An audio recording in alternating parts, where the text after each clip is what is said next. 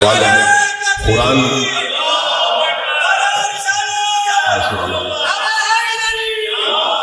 BJP ने एड़ी चोटी का जोर लगाया तो ना सुन्नियों के पास कुछ बचेगा ना शियाओं के पास कुछ बचेगा।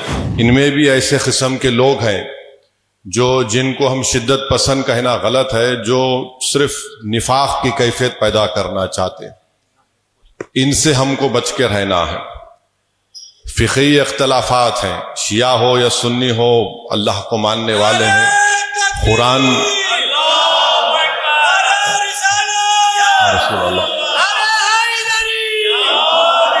कुरान को मानने वाले हैं।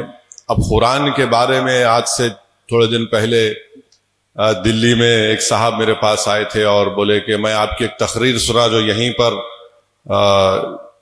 पर शायद तकरीर हुई थी, हमारे मरहूम दोस्त अब्बास साहब जब जिंदा थे। तो खैर आकर बड़ी गुफ्तगू करे और बोले कि नहीं आपको नहीं मालूम शियाओं के बारे में। बोला क्या नहीं मालूम? तो बोले नहीं साहब आप जाते हैं।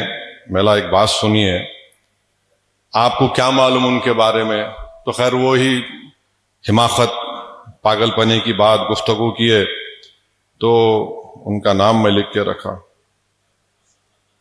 न खैर अब बोलूंगा तो मुश्किल हो जाएंगी। तो खैर मैं उनसे कुरान के बारे में बात हो रही थी, तो वो हमेशा वो बोले नहीं वो 40 सूरे है। मेरा काम है। कौन बोले? मेरा एक बात सुनो, ये मेरे घर में दिल्ली में तफसीर अल मीज़ान है और जिसको अल्लामा तबातबाई लिखे हैं, मेरा इसमें वो लिख रहे हैं कि ये 30 पारे अल्लाह का कलाम है। अब इससे बढ़ के और क्या हो सकता? इससे बढ़ के और क्या हो सकता है? नहीं नमाज, मतलब नमाज 5 वक्त की है, मिला के पढ़ते। मतलब आपको जब नहीं मालूम तो आप पढ़ो, मगर आप सिर्फ शर पैदा करना चाहते हैं इख्तलाफात पैदा करके। तो ये बहुत जरूरी है कि लोग समझें एक दूसरे को। जब अल्लाह को मानने वाले हैं, रसूल सल्लल्लाहु अलैहि वसल्लम को आखिरी नबी मानने वाले हैं, सहाबा किराम को मानने वाले हैं, अहले बैत को मानने वाले हैं, और ये हमारे ईमान का हिस्सा है अहले बैत को मानना। इससे तो कोई इनकार नहीं कर सकता।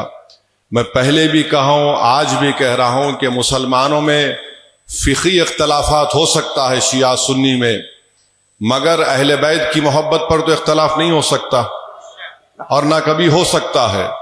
और अगर जो कोई अहले बैत की मोहब्बत से इख्तलाफ करेगा तो फिर उसमें रहेगा क्या? खोखला हो जाएगा वो।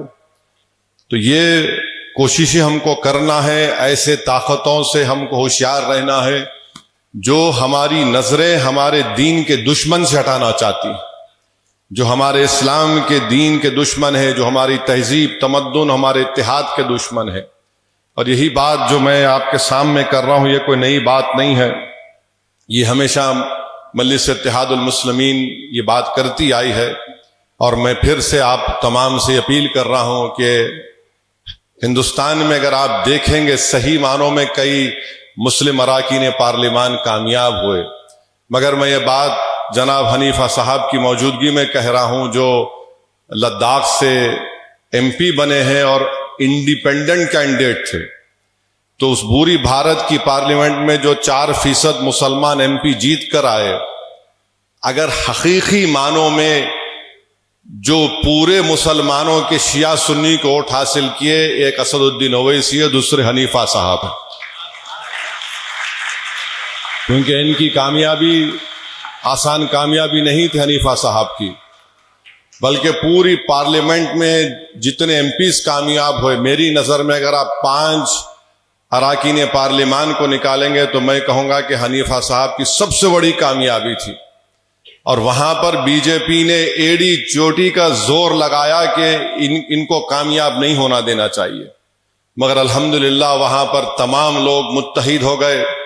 वहां पर शिया के 2 ग्रुप थे, वो भी मुत्तहिद होकर, सुन्नी मुसलमान भी जो थोड़े मोट है वहां पर सब मुत्तहिद होकर एक इंडिपेंडेंट कैंडिडेट को पार्लियामेंट के इलेक्शन में कामयाब करना, ये एक बहुत बड़ी बात है। मैं इनको मुबारकबाद देता हूं और माशाअल्लाह से इनके पास एक तड़प है अपने पार्लिमानी हलके के ताल्लुक से, बड़ी कोशिशें करते हैं पार्लियामेंट में, और हम भी हनीफा साहब के साथ हैं।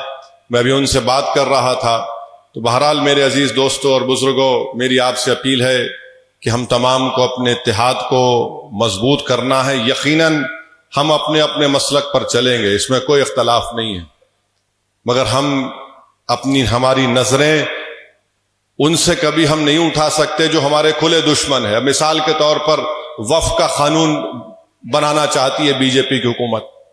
اگر خدا نہ خواستہ یہ قانون بنے گا تو نہ سنیوں کے پاس کچھ بچے گا، نہ شیعوں کے پاس کچھ بچے گا۔ ہر چیز حکومت اس کو قبضہ کر لے گی، حاصل کر لے گی۔ مگر میں آپ کو ذمہ داری کے ساتھ بول رہا ہوں کہ 99% سنی اور شیعہ اس وقف بل کی مخالفت کر رہے ہیں۔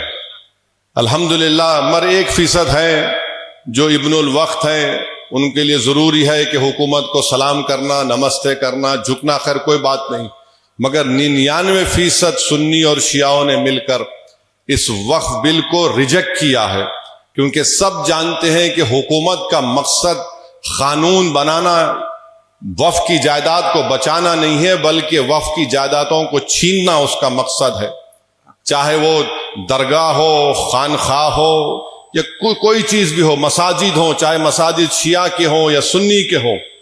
تو یہ حکومت بی جے پی کا مقصد ہے، اور ہم اپنے اتحاد سے انشاءاللہ تعالی ان کو شکست دیں گے۔ اور مجھے یقین ہے کہ آپ کے اور ہمارے دلوں میں جو اہل بیت کی محبت ہے، جس کے بارے میں حدیث شریف میں آیا کہ اللہ کے رسول صلی اللہ علیہ وسلم نے فرمایا کہ میری آل کشتی نوح کی طرح ہے، جو اس میں سوار ہو گیا وہ بچ گیا، جو نہیں سوار ہو گیا وہ ہلاک ہوا۔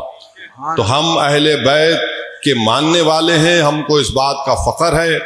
اور قرآن کریم میں جو اللہ فرمایا کہ وَاعْتَصِمُوا بِحَبْلِ اللَّهِ، امام جعفر الصادق نے اس کی تفسیر میں کہا کہ وہ اللہ کی رسی اہل بیت ہے، تو ان کو تھام لو۔ تو میرے عزیز دوستوں اور بزرگوں، اللہ ہمارے اس اتحاد کو دائم اور قائم رکھے۔